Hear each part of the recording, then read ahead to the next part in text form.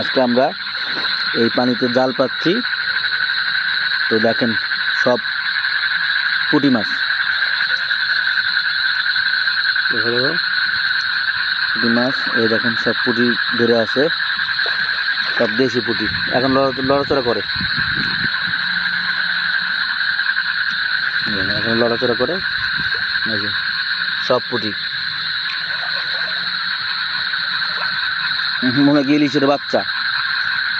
তো বর্ষার সময় এই বিলে মাশাআল্লাহ অনেক ধরে,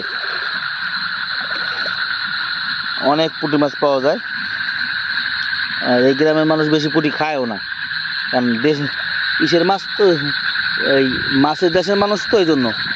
আর ঢাকায় আমরা যারা থাকি তারা তো এই মাছের পাগল। শিয়াম মাছ একটা একটা দেখে দেখে উঠাই দিচ্ছে। এই যে এখানে কিছু আছে, এই যে ওরে মাশাআল্লাহ।